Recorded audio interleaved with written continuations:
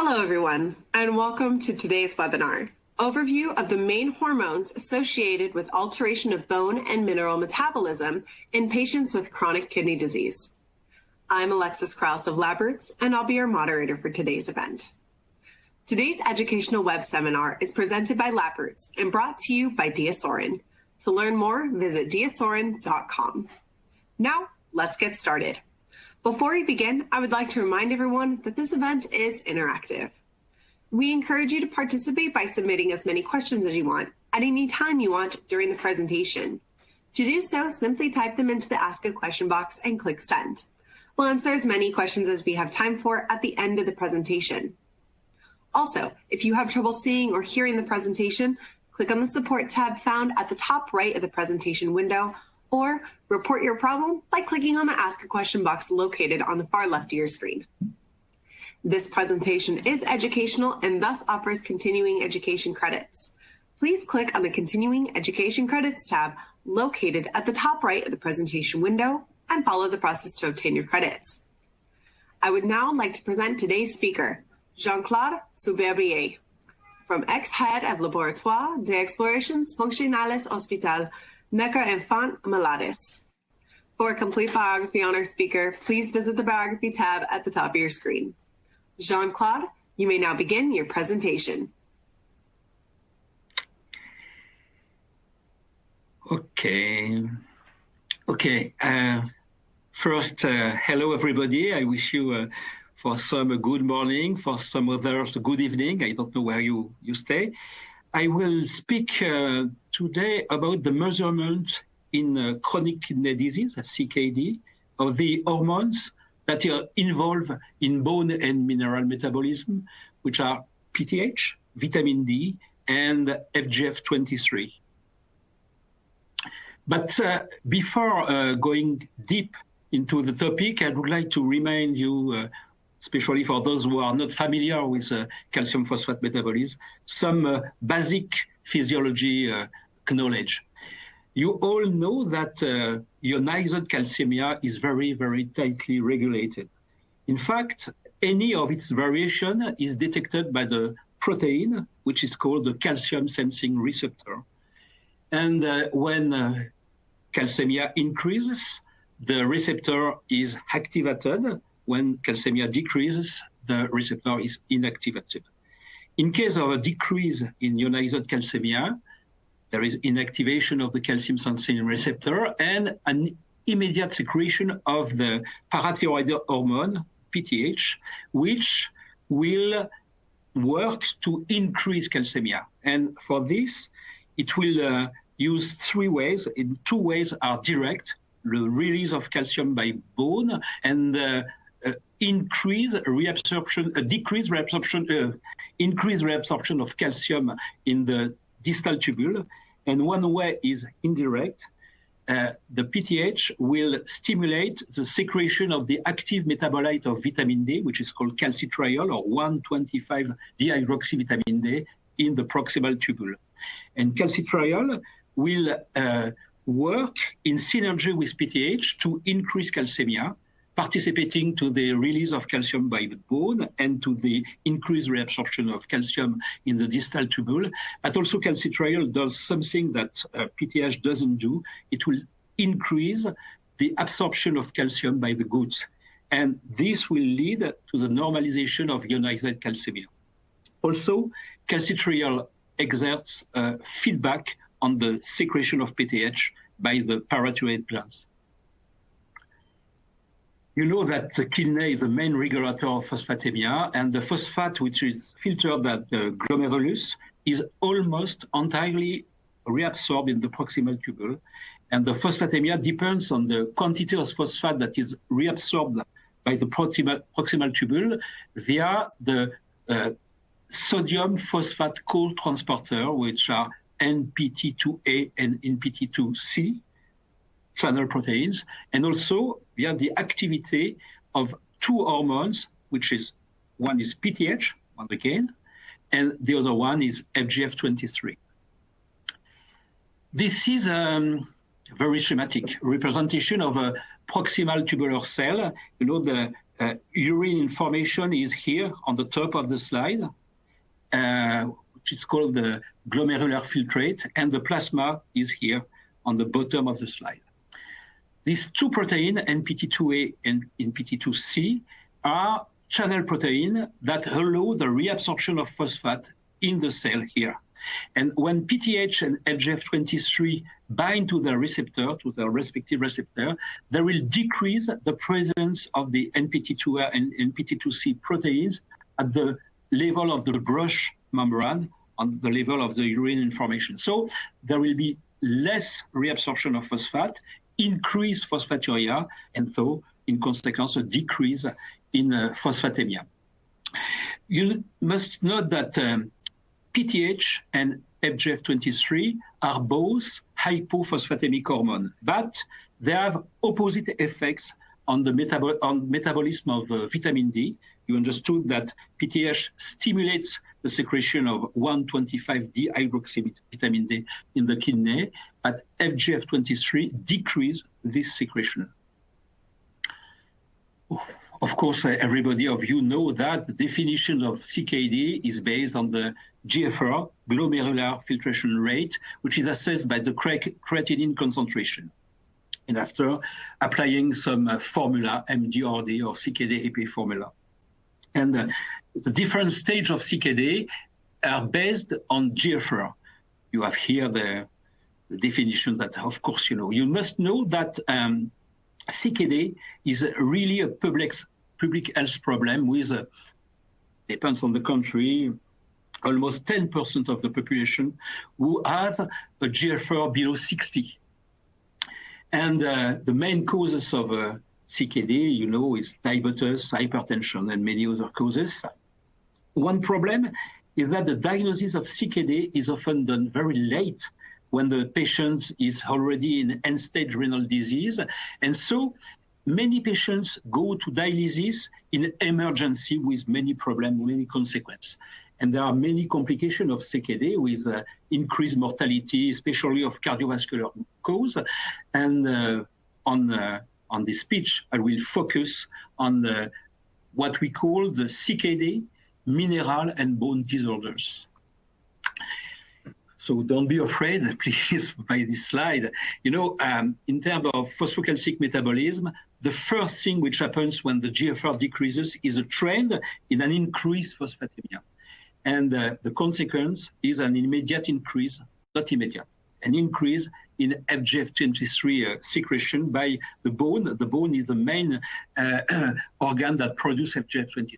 The consequence of increased FGF23, of course, is a decreased reabsorption of phosphate. We will trend to normalize phosphatemia. But also, the increased FGF23 will decrease, as I told you in the previous slide, the renal synthesis of the active metabolite of vitamin D, which will decrease the absorption of phosphate by the gut, also aiming to normalize phosphatemia. But also, the decreased synthesis of calcitriol will decrease the absorption of calcium by the gut, which will trend to decrease in calcemia, and also the decreased 125 will have, for consequence, a decreased feedback of secretion of PTH, the consequence of which is an increase in PTH secretion, which is called secondary hyperparathyroidism. This high level of PTH could be very variable from one patient to another, and it may be exacerbated by many reasons. For example, a sort of resistance to PTH in the bone, less receptor of vitamin D in the parathyroid, and so on. So this slide describes the mechanism, simplified mechanism of what we call the secondary hyperparathyroidism of chronic kidney disease. Among the consequences of the disordered metabolism of calcium and phosphate, you know, we have potentially a lot of alteration of bone turnover. And schematically, we have two main situations. High bone turnover disease,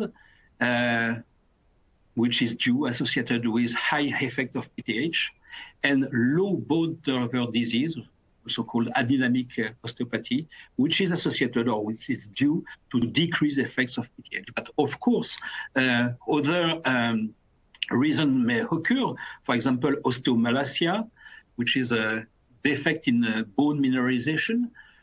Also, it's not written on this slide, osteoporosis, which is a bone fragility with an increased risk of fracture. We must know that CKD patients for given bone mineral density has more risk of fracture than somebody for the same bone mineral density with no CKD. And, you know, high bone turnover and low bone turnover are both associated in CKD patients with a higher risk of mortality. Probably you know the term of renal osteodystrophy. Now it must be you know, kept for the bone anomalies that are detected on bone biopsy being the reference method to assess bone turnover, especially not only in CKD patients. We also have a treatment that are target phosphocalcic metabolism. For example, nephrologists want to decrease phosphatemia with chelators of phosphate, which may be carbonate of calcium or non-calcic chelators, but also to decrease PTH. For example, in dialysis patients, the nephrologist may modify the concentration of calcium in the dialysis bath. We can use also vitamin D or 25-hydroxyvitamin D. We can use also one hydroxylated vitamin D compound, such as calcitriol, or drugs which are modified calcitriol, and also drugs called calcimimetics. Calcimimetics are drugs that mimic an activation of the calcium-sensing receptor, an increase in calcemia. And the one which is very much prescribed in CKD patients is called sinacalcet. Okay, let me now introduce international guidelines for the nephrologists, which are called the KDIGO guidelines. And I will focus on the KDIGO guidelines directed towards CKD, mineral and bone disorders. These guidelines were published in 2009 and they were updated last year. And they replaced the previous guideline called the KDOKI guidelines, which were published in 2003. You must know that the KDIGO recommendations are graded. In fact, each recommendation or suggestion is characterized by a number. Level 1 is a strong recommendation for the majority of the CKD patients, and level 2 is a simple suggestion. And beside the number 1 or 2, there is a letter A, B, C, or D, which characterize the quality of the evidence. A being very high evidence, with in fact no recommendation with level A, and D corresponding to a very uncertain level of evidence, a poor level of evidence. But in my experience, even a simple suggestion with a poor level of evidence is considered to be better to be followed than to do nothing. Okay, I will start my description of the hormone by PTH, parathyroid hormone. You know that it is a small peptide made of 84 amino acids, and that the 3 N-terminal amino acids are necessary for the hypercalcemic, hypophosphatemic effect of PTH. But there are many fragments of PTH that circulate in the bloodstream, many what we call C-terminal fragments that are of course inactive, but they accumulate in CKD. And I will speak also later in another slide of a special fragment, which is in fact the 184 intact PTH, which lacks the 6 first amino acid here on the N-terminal part of the molecule. So it is the 784 PTH fragment. Oops. This is the first recommendation that I will describe with PTH, and which deal with the frequency of measurement of PTH in the CKD patients. So start measuring PTH here from stage 3, which means a GFR below 60. You know, the reasonable monitoring intervals between measurement of PTH, look, for example, in stage 5, including dialysis patients. dialysis patients is CKD stage 5D. It's proposed to measure PTH every 3 to 6 months. In France, in my experience, it's more often done every 3 months. So for the clinical laboratory, PTH measurement in CKD patients is something which is very often prescribed.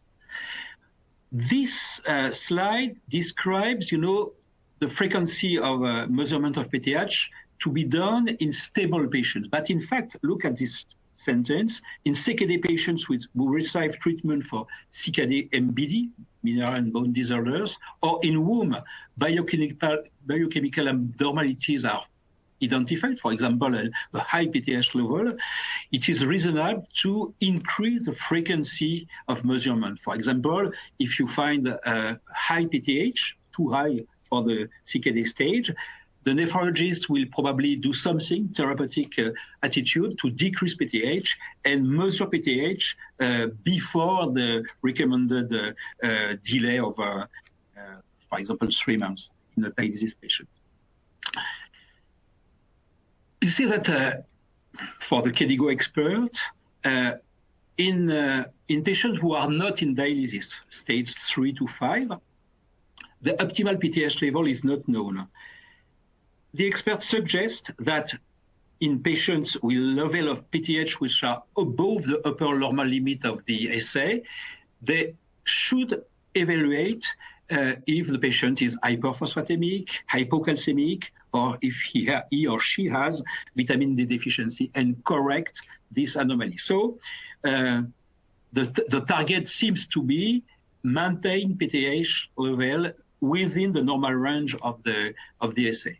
In fact, in my experience with my nephrologist colleague, I know that in patients with late stage renal failure, for example, stage 5 or late stage 4, many prefer to keep the PTH level around twice the upper normal limit of the assay of what is used in the lab. Now, I will focus on the dialysis patient and discuss the difference between the recommendation of the KDOQI guidelines, remember, published in 2003, and the KDIGO guidelines published in 2009.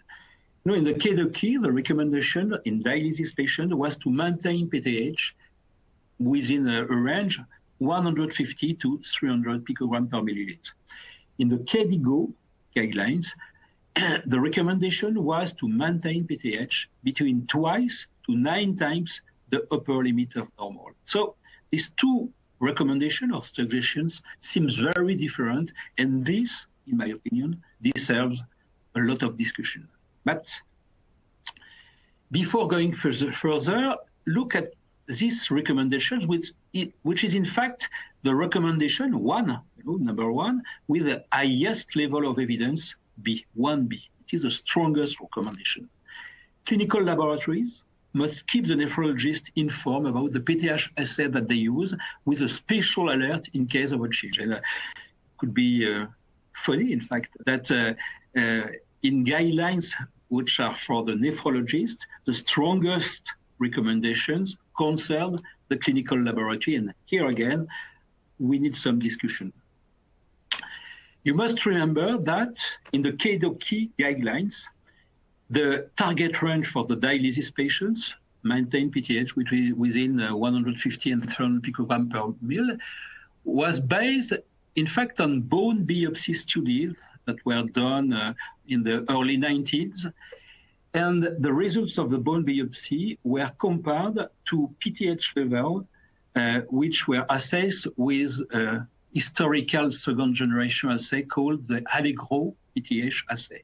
The Allegro PTH assay was in fact the first second generation PTH assay that was used for several years, maybe 3 to 5 years, I'm not sure, but in most or maybe all laboratories in the world that measured PTH. It was a radioactive immunoradiometric assay. And after a few years, of course, in the early 90s, many other assays became available. And some were also radioactive, but also other were automated PTH assay. So with this Allegro assay, the target 150 to 300 picogram per mil in dialysis patient was considered as the best chance in the dialysis patient to have a normal bone turnover. But of course, on the clinical laboratory point of view, an important question may be asked. You know, while in the Kenoki guidelines, this range of concentration, 150 to 300, was proposed whatever the intact PTH assay, the question could be, are we sure that all PTH assay provide on a given serum, I mean, the same concentration? Of course, the reason is clearly no. You see, we published this study in 2006. In fact, we performed the study in 2005. It was a period when the Allegro assay was still available, and a few months after, it disappeared from the market. In this study, we measured PTH with the 15 PTH assay, which were, at this moment, available in France and used in the laboratories. And we measured PTH in 72 pools of serum from dialysis patients. I will summarize.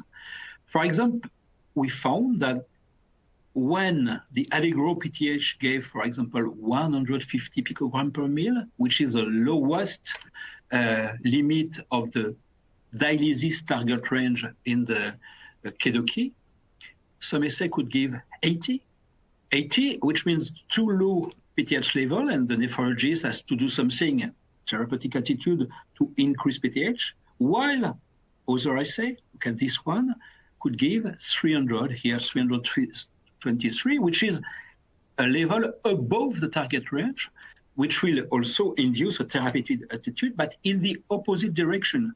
In this case, the nephrologist will want to decrease PTH.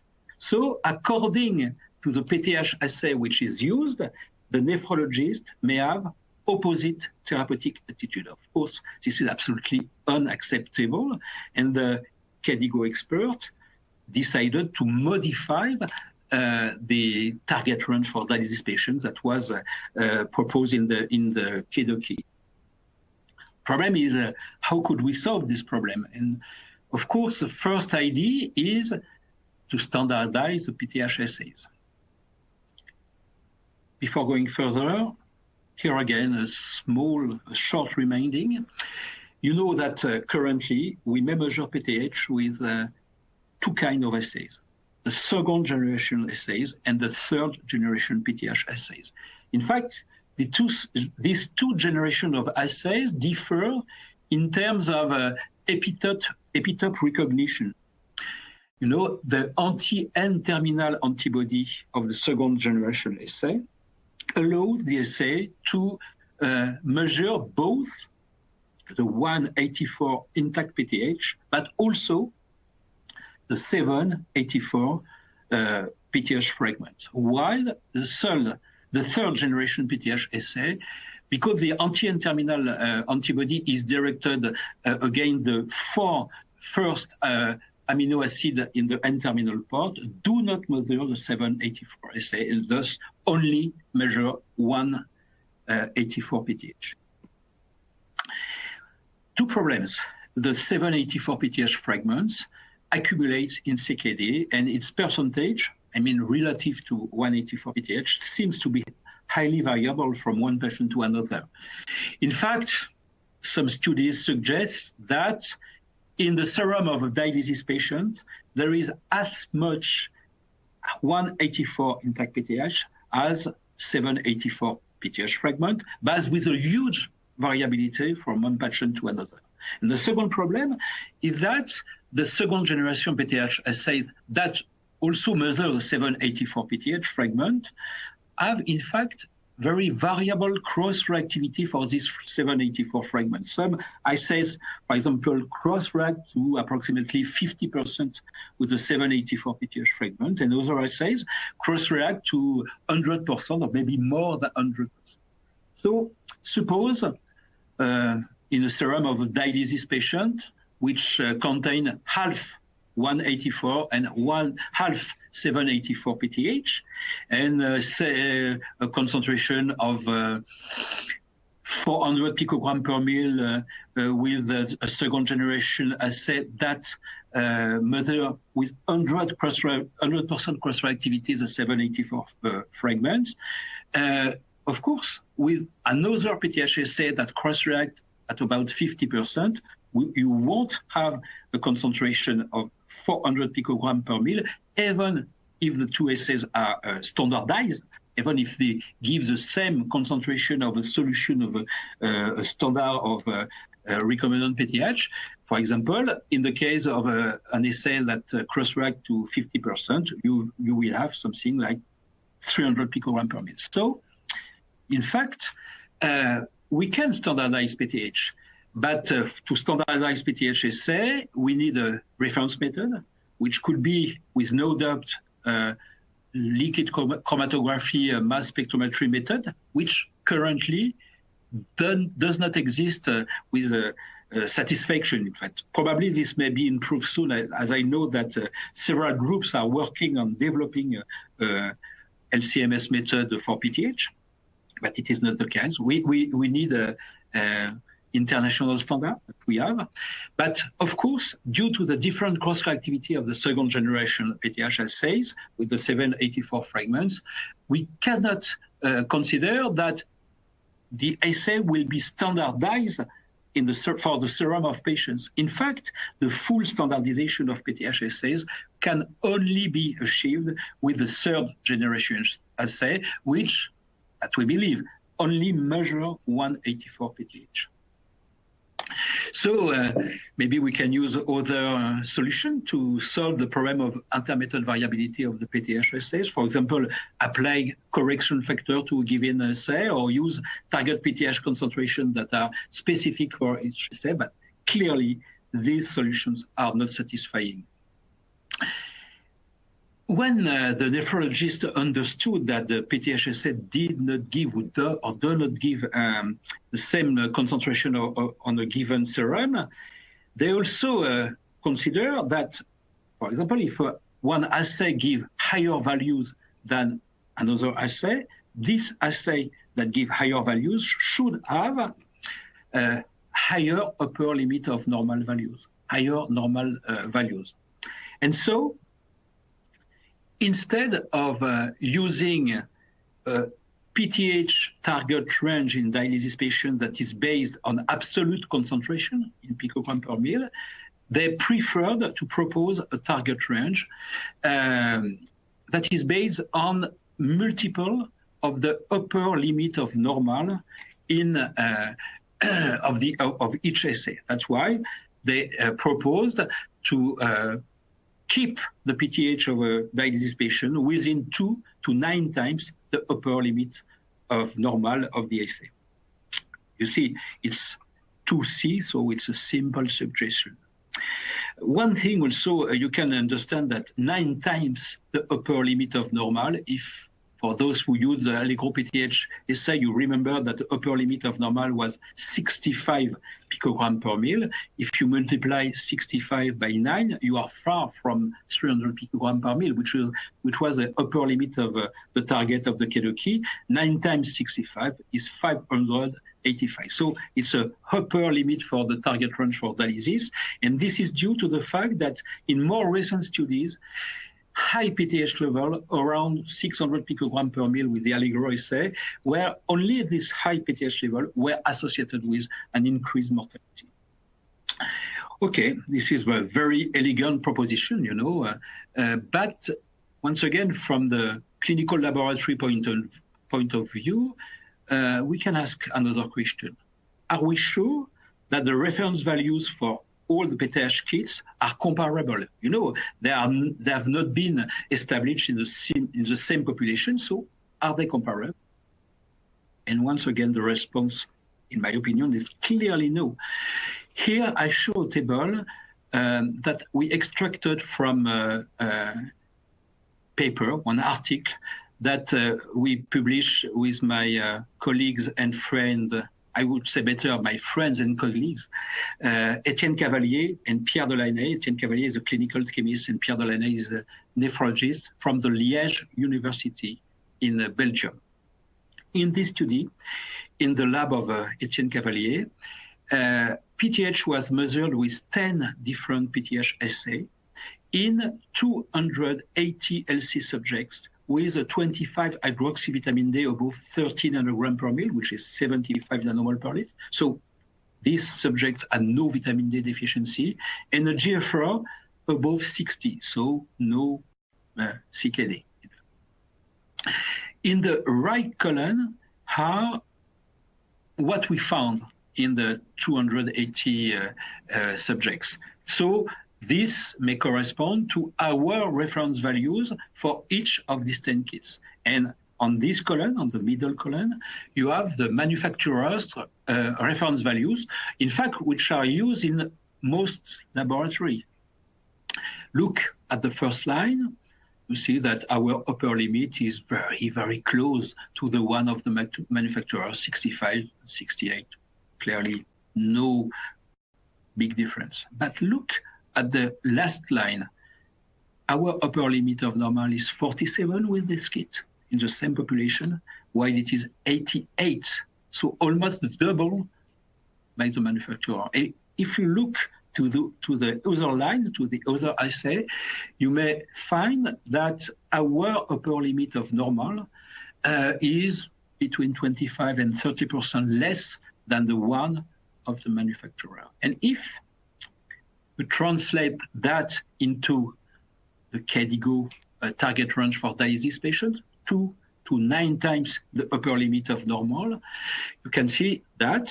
And look again at the last line with this assay, and suppose with this assay, a dialysis patient with a PTH level of, say, 650 picogram per ml, it is clearly above the target with our reference range. But it is within the target with the manufacturer range. And so, once again, the nephrologist may have two different attitudes according to the normal values that are used for this assay in a given laboratory. I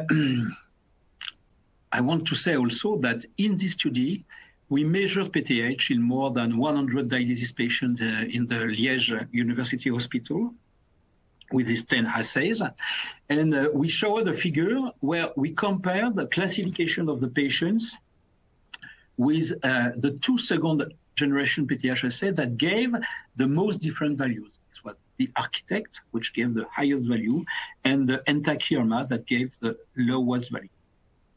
A classification of the patients means is the patient within the target range, above or below the target range.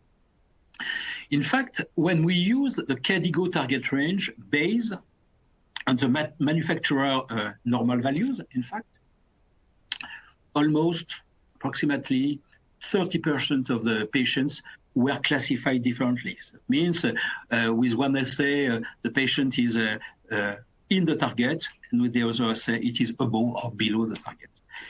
When we use our reference values to for the KDIGO target range, in fact, almost all patients were classified similarly. So I think that a very big work, international work, should be done to recruit a very healthy population with no reason of having a high or low PTH, for example, as we did with no vitamin D deficiency, with no low GFR, but other reasons of modifying PTH, to collect enough blood to measure PTH with all the PTH kits that are available, and maybe keeping some blood, some serum to measure PTH in the future kit, which will be developed later. And so that we may have reference values, normal values for PTH that are comparable. That means that have been established from the same population. And I believe, I am not the only one who believe that, I believe that this may decrease the difference of classification that could be done using the KDIGO target range for dialysis patients with the different PTH assays. Okay, this is the last slide on PTH with the last recommendation. It's a recommendation, 1C. I read the recommendation in patients with CKD stage 3 to 5D, so including the dialysis patient. We recommend that therapeutic decisions be based on trends rather than on a single laboratory value. This means that suppose a dialysis patient in whom PTH is measured in the target range. If the previous measurement, made, for example, 3 months before, is significantly different, the nephrologist should do something to modify PTH. For example, if the PTH has increased significantly from the previous measurement, the nephrologist should try to decrease PTH. Once again, one question from the clinical laboratory point of view: what does a significant difference between two PTH levels mean? To know that, we have to calculate what is called the critical difference, which in fact is a calculation based on the analytical coefficient of variation of the assay, but more important, on the biological coefficient of variation. And in fact, I show only one study. There have been several studies, one by Etienne Cavalier, my friend. I showed it one. You see that the critical difference for dialysis patients is finally quite high, or very high, 72% in this study. This means that if you, clinical laboratory manager, find that the PTH in a dialysis patient has increased or decreased by more than, according to this study, 72%, you should inform the nephrologist, who should modify something to make that the PTH come back to its initial level. So it's complicated, but it means also that the clinical laboratory manager has to discuss with the nephrologist, and the nephrologist has to discuss with the clinical laboratory manager. Oops, sorry. Second hormone is vitamin D. You know, if you consider the definition of vitamin is something, a compound that you need in small quantity, otherwise you are sick, but that you cannot synthesize, you cannot make. You know that the main source of vitamin D, in fact, is, I like this slide, is in fact the skin synthesis of vitamin D when your skin is exposed to UVB radiation, usually the sun, in fact. So, according to this definition, vitamin D, you know, is not a real vitamin. It is also a vitamin because there are some dietary sources such as marine fatty fish, either ingested or either synthesized by the skin. The vitamin D is transported by vitamin D protein and is transformed into 25-hydroxyvitamin D in the liver, and 25-hydroxyvitamin D is a compound with a long half-life. 25-hydroxyvitamin D may be then transformed in the proximal tubule of the kidney into 1,25-dihydroxyvitamin D, also called, you know now, calcitriol. This second transformation in the proximal tubule is, in fact, very tightly regulated. The most important stimulator is PTH, as I told you before, and its inhibitor is FGF23. Of course, there are other reasons. 125-dihydroxyvitamin D pass into the bloodstream, and in tissue that are distant from the kidney producer, it binds to a cytosolic receptor, the VDR, vitamin D receptor, to exert genomic action. So you have a compound, 125-dihydroxyvitamin D, which is produced by an organ, go in the bloodstream and in distance binds to a receptor. And this is a perfect definition of a hormone. 125 dihydroxyvitamin D, editorial, is a hormone, and 25 hydroxyvitamin D is a pre-hormone.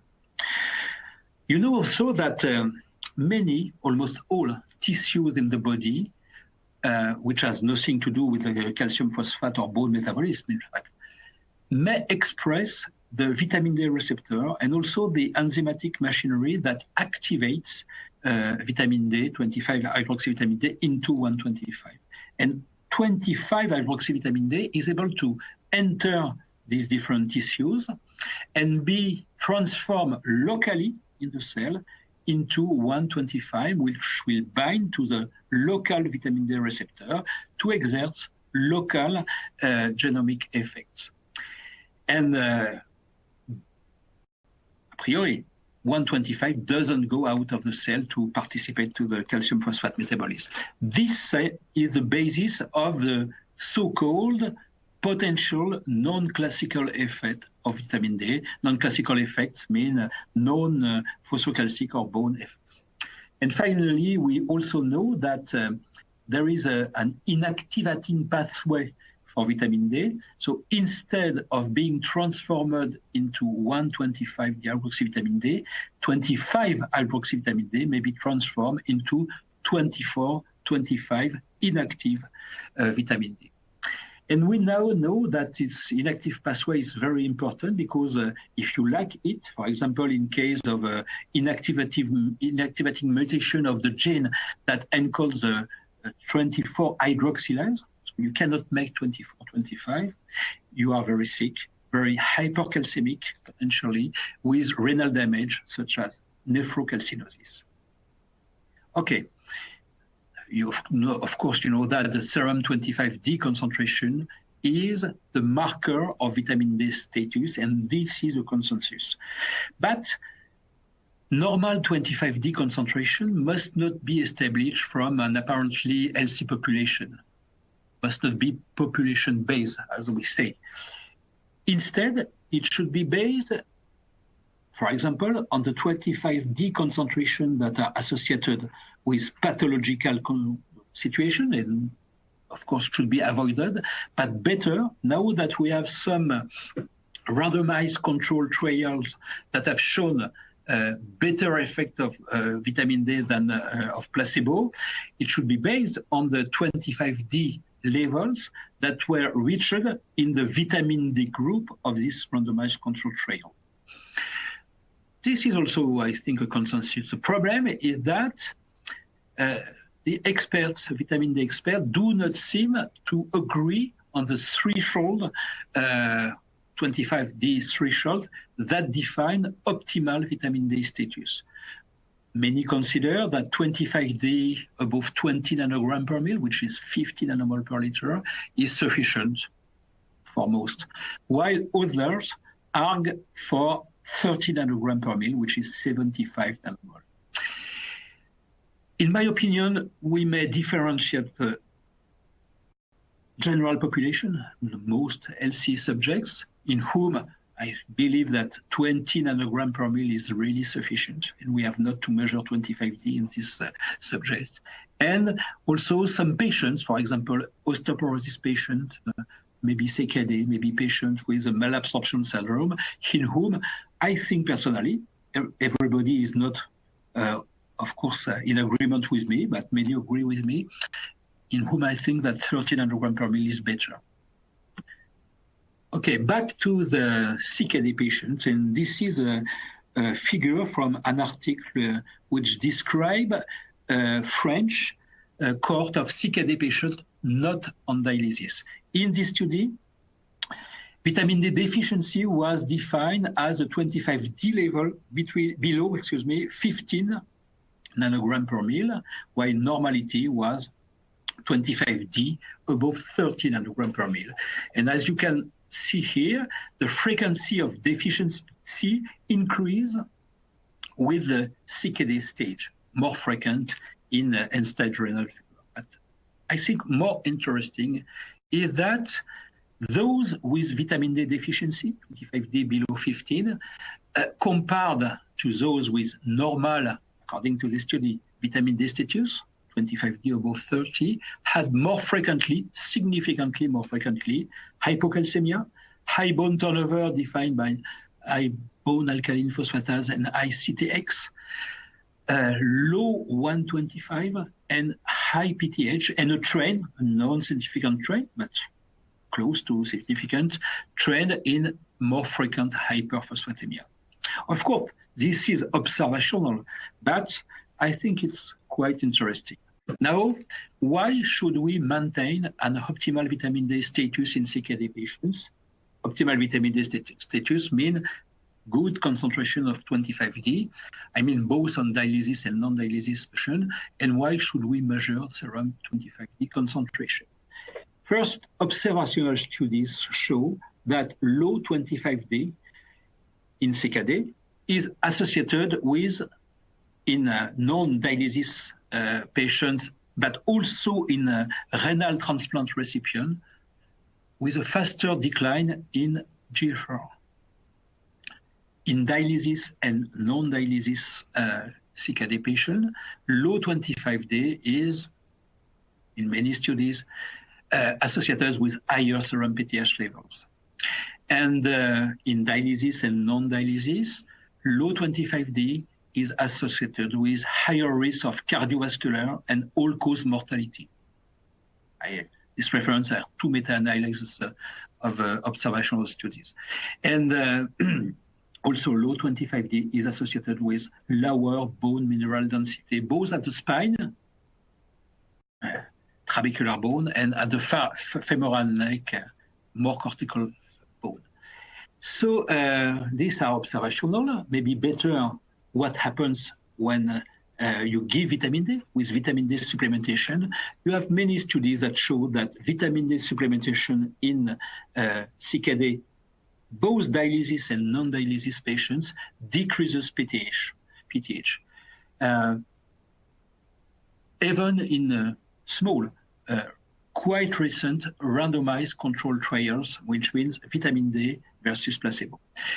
In a few and small studies, some are randomized, vitamin D supplementation in non-dialysis patients, of course, improves endothelial dysfunction and decrease albuminuria, for example, in CKD stage 3 to 4. So it's not a recommendation, it's a simple suggestion. The KDIGO says in patients with CKD stage 3B, it's below 45 to 30 for the GFR. We suggest that 25D level might be measured, and repeating testing is determined by baseline value and therapeutic intervention, which means that if you find a low 25D level in dialysis or non-dialysis CKD patients, the nephrologist should provide vitamin D or 25 hydroxyvitamin D, and 25D should be measured again after some weeks or months. Okay, you know that the measurement of 125 is not recommended by the nephrologist, except, of course, in some cases of unexplained hypercalcemia with low PTH in the CKD patient. You have not to measure 125. But don't forget that the measurement of 125 is very important in some situations. We are more close to endocrinology. For example, in any case of hypercalcemia or severe unexplained hypercalciuria with low PTH, of course, you should measure 125. Also, of course, in any case of vitamin D resistant rickets to understand what is the cause of this ricket. I will finish my speech with some slides about what maybe some of you or many of you know less. This quite new hormone, FGF23, you understood that it is a hyperphosphaturic, hypophosphatemic hormone, which is secreted by bone cells, mostly osteocytes and osteoblasts.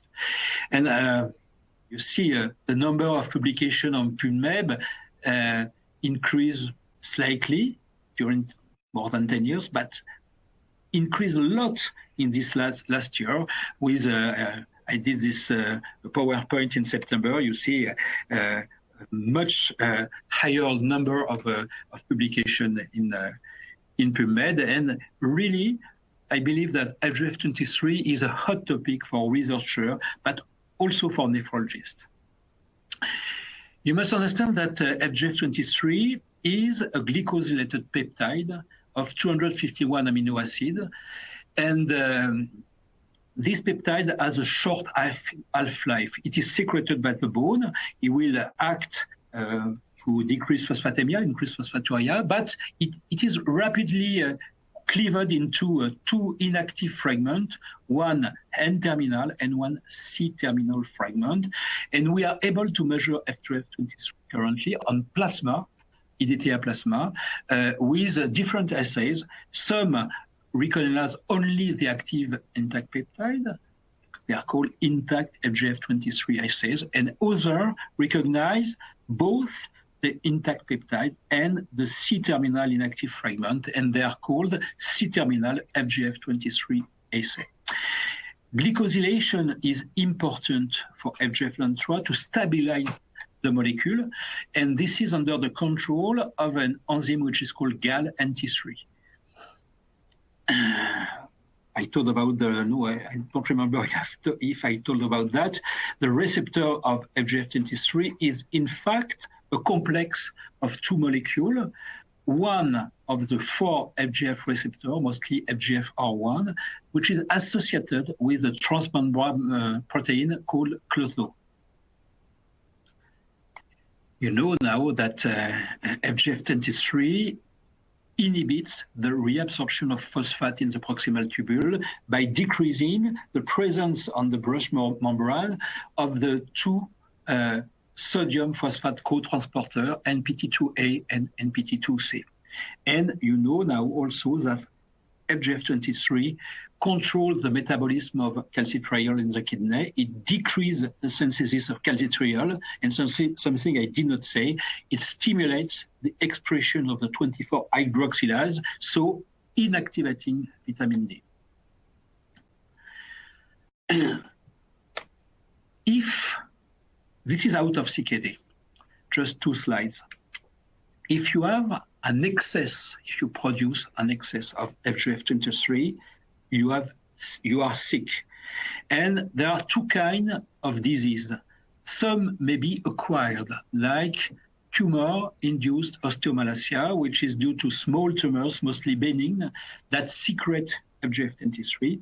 And other disease could be of genetic origin, the most frequent being X-linked hypophosphatemic rickets. Other reasons, of course, but it is not the topic of my speech. And these situations share a similar phenotype of rickets in children, osteomalacia in adults, with diffuse pain, the risk of fracture, and so on, you know that, but also a similar, or quite a similar, biological phenotype with hypophosphatemia and hyperphosphaturia, low TMP or 2 GFR, low or normal calcitriol, 125, low or normal calciuria, normal or high PTH, and like in any rickets of osteomalacia, a high level of alkaline phosphatases. So if you have too much FGF23, you are sick. If you lack FGF23, also you are sick. These are rare diseases, for example, mutation in the gene for FGF23 or in the gene of clotho, which induces a resistance to FGF23. And more frequently, also it is not frequent, a mutation in the gene that encodes the enzyme that glycosylate FGF23, remember, GAL-NT3. And in this case, the patients are hyperphosphatemic, and on the clinical point of view, they develop extraskeletal calcification, which are sometimes, look at this figure, very, very, very impressive. Okay, back to the CKD patients. This table represents the FGF23 concentration that we obtain with the intact FGF23 assay on the liaison XL from diazorin. Here are what we obtain in normal subjects. More than 900 normal subjects, very well phenotyped. This is not CKD, tumor-induced osteomalacia or X-linked hypophosphatemic rickets, but here are the last 5 lines are CKD patient. What you see is that very early in CKD, even in stage 3A, remember 3A is GFR from 60 to 45, you have an increase, clearly an increase. Look at the mean here in the concentration of FGF23. And you see that the concentration continue to increase throughout the course of CKD to become very, very, very high in dialysis patients. See, here it is more than 100 times higher than in normal subjects. Look also to the big difference between the mean here and the median here of the value obtained in dialysis patients, which suggests that there is a subpopulation of dialysis patients with very, very, very high FGF23 concentration. And in fact, in now quite a large number of articles, it was found an association between those dialysis patients with the highest level of FGF23, and an increased risk of mortality. I show, just as an example, 2 studies in dialysis patients, but this was also found in many studies in non-dialysis CKD patients. And this is very, very reproducible. Many articles has published that. One thing also is that in the paper that I presented in the 2 previous slides, FGF23 was measured at a single time. And in this paper, published very recently, in fact, the author used retrospectively a CKD non-dialysis, CKD cohort, named the CRIC cohort, and they measured sequentially FGF23 in mean 4 times a year. In some patients, it was less than 4 times. In other patients, it was more than 4 times. But in mean, it was 4 times, for example, every 3 months. And they found that, in fact, FGF23 was relatively stable in most patients. It's here. But in some patients, FGF23 increased slowly, and in other patients, it increased more quickly. And in those patients in whom FGF23 increased slowly, the risk of death was more than 4 times higher than in those with a stable FGF23 concentration. But look here, in those patients with a fast increase in FGF23 concentration, the risk of death was 15 times, more than 15 times higher than in those with a stable concentration. So, of course, we can consider that the level of evidence is not perfect. It is not perfect. It is a retrospective study, but it suggests overall that serial measurement of FGF23 may be a very good prognostic marker of mortality in CKD patients. Of course, this deserves new further studies.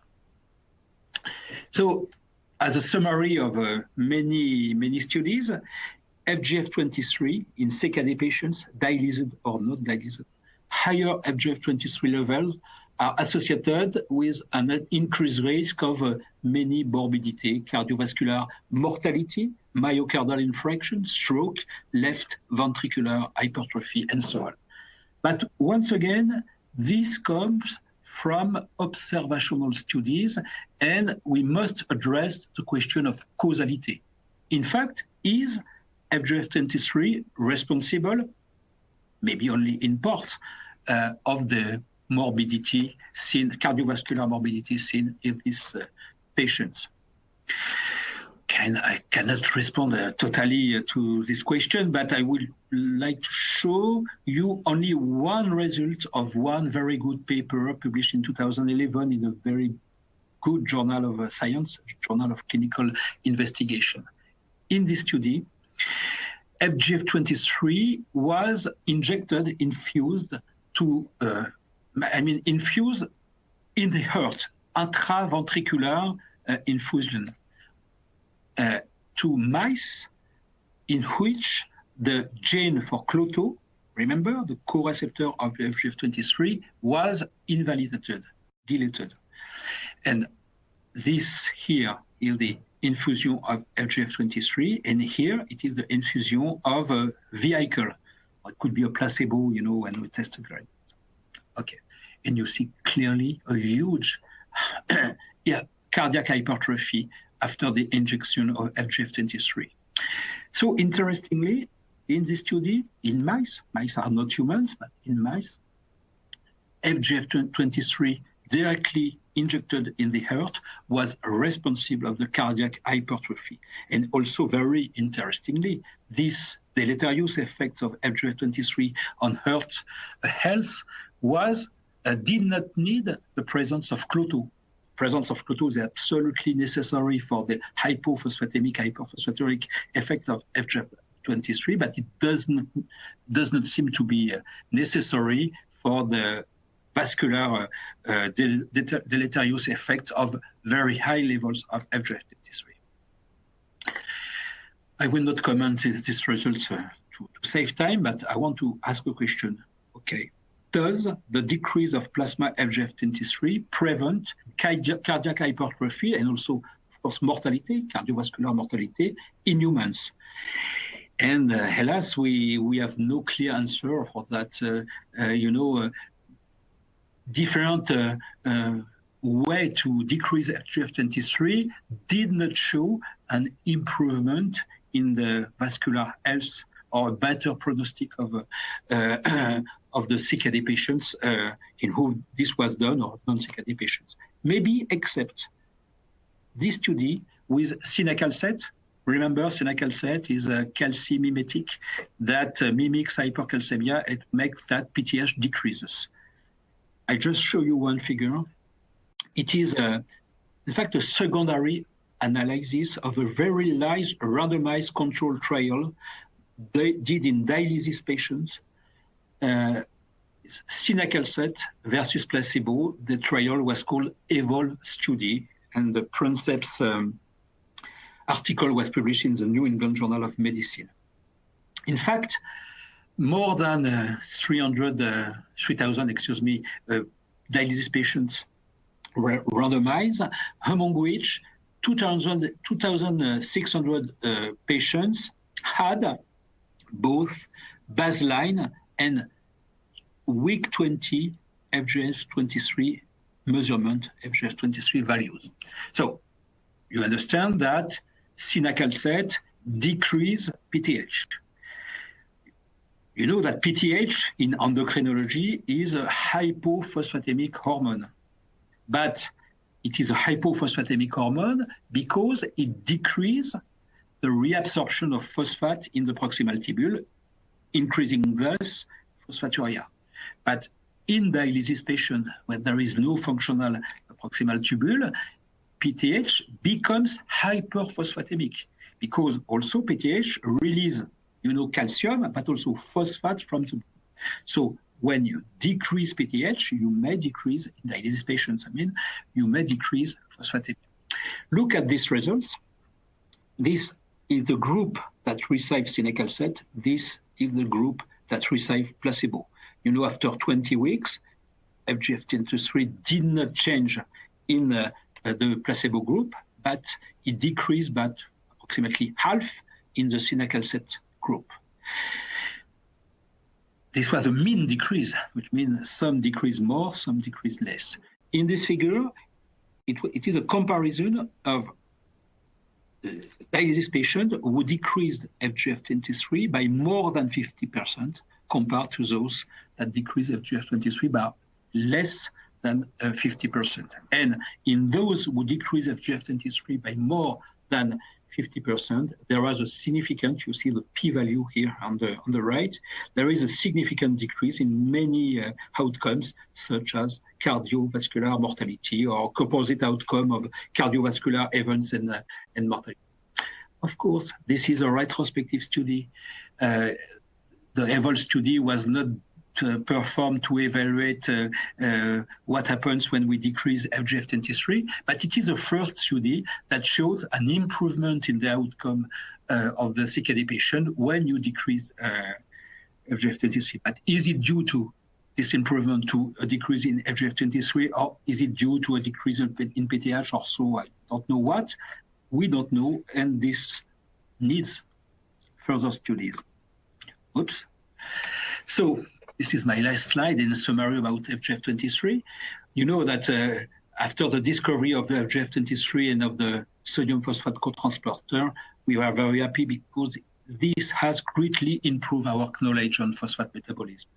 And you understood that both excess and lack of FGF23 in patients with normal renal function are responsible for disease, hypophosphatemic disease, when you have too much FGF23, hyperphosphatemic disease, when you lack FGF23 or FGF23 effects. And of course, I think that FGF23 measurement in plasma is very important in patients with phosphate disorders. Now, FGF23 measurement in CKD patients, maybe more in dialysis patients, possibly, is potentially very interesting as a predictor of cardiovascular mortality. And maybe, according to one paper that I shown you, the serial measurement of FGF23 and the evolution of its concentration, when it increases, it seems to be a very bad prognosis for the patients. Of course, once again, more data are needed to include FGF23 measurement in the biological survey of CKD MPD, and especially to evaluate what happens when FGF23 concentration is decreased by a given treatment. Is there clearly an improvement in the outcome, in the prognosis of the patient? So I stop here, and I thank you for your attention. Thank you, Jean-Claude, for your informative presentation. We will now start the live Q&A portion of the webinar. If you have a question you'd like to ask, please do so now. Just click on the answer question box located on the far left of your screen, and we'll answer as many of your questions as we have time for. So let's get started. Our first question is, in which diseases, in your opinion, useful the dosage of the 25-OH vitamin D? First, I think that 25D should not be measured in the general population. In my opinion, it is very important in patients with what we call bone fragility, such as osteoporosis or suspicion of osteomalacia, and so any bone disease. As I told you before, in the CKD patients, both CKD which are in dialysis and in non-dialysis, according to the KDIGO recommendation. I think it is also important in any patient with a malabsorption syndrome, for example, celiac disease, Crohn's syndrome, inflammatory bowel disease, or, after bypass, bariatric surgery bypass. This is very important. Also, I think it is important in any case of patients with an exploration of calcium phosphate metabolism, which includes the PTH measurement. For me, these are the main indication of 25D measurements. Now our next question. Which normal range for PTH do we have to refer to in our lab? Okay, of course, it will depend on the assay that is used. As I told you in my slides, I think that very often the manufacturer PTH normal values are not adapted to the clinical situation. What I can say is that in our lab, we used the reference values that I showed to you in one of my slides at adapted from a paper by Etienne Cavalier, Pierre Delaney, and me. So you have to go back to my slides. I think that normal values for PTH should be established in a population who has no reason of having, for example, a high or a low PTH. For example, a healthy population with no vitamin D deficiency or insufficiency, with a normal renal function, and no reason of having high or low PTH. So I cannot say for all assays, but let me suggest to go back to our article, Etienne Cavalier, Pierre Delaney, Jean-Claude Souberbielle, published in Nephrology, Dialysis and Transplantation, and look at the reference that I put in my slide. For PTH results, should we report the KDIGO recommendations, X2, X9?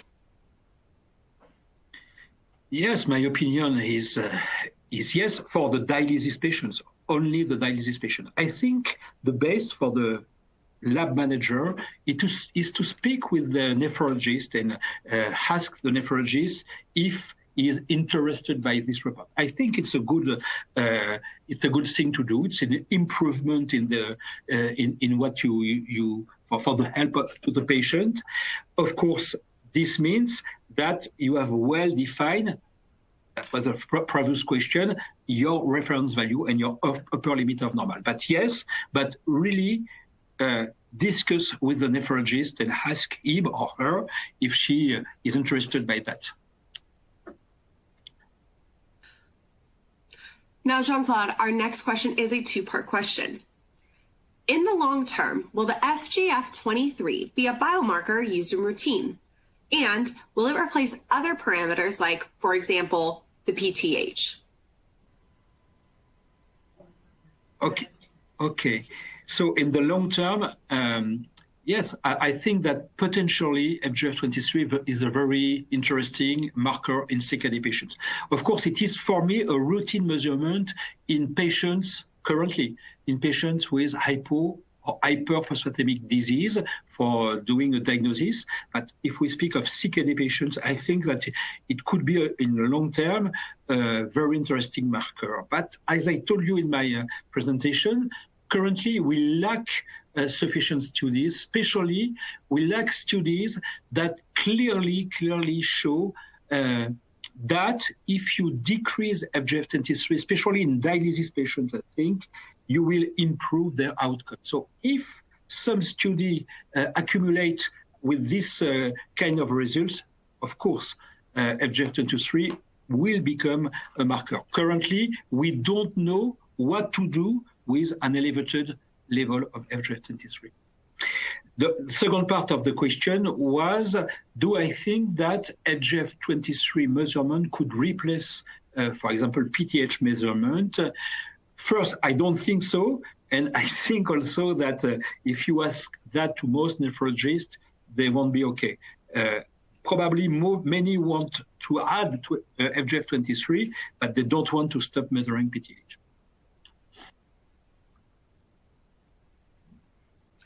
And it looks like we have time for one more question.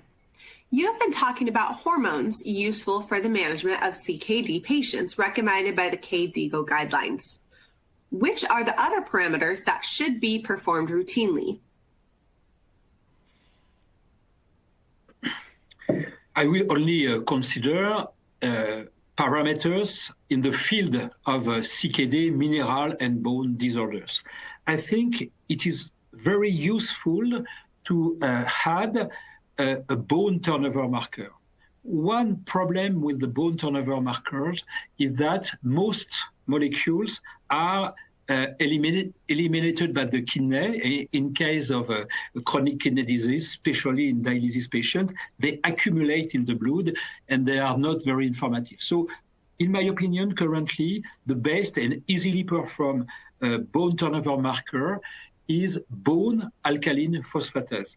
And I think it is useful to add bone alkaline phosphatase to the panel of marker. I just spoke about the hormone, but I think it's a good complementary. You know, even in some patients in case of very, very high PTH, because some resistance to PTH occurs, or maybe a big resistance to PTH occurs in dialysis patients, you may have quite a low bone turnover. And also, but it's a little bit out, not totally out of this field. I think many groups are looking for markers of vascular calcification, which is a real burden in these patients. I think we are not at the point where we have a clear marker to use, but in the future, I think we have to look to the markers, prognosis of vascular calcification for the CKD patient, and this one of these markers, maybe some markers, could be included to the evaluation of the patients. Thank you again, Jean-Claude, for your time today and your important research. We would also like to thank LabRoots and our sponsor, Diasorin, for underwriting today's educational webcast. Before we go, I'd like to thank the audience for joining us today and for their interesting questions. This webcast can be viewed on demand through June of 2019. LabRoots will alert you via email when it's available for replay. We encourage you to share that email with your colleagues who may have missed today's live event. Until next time, goodbye.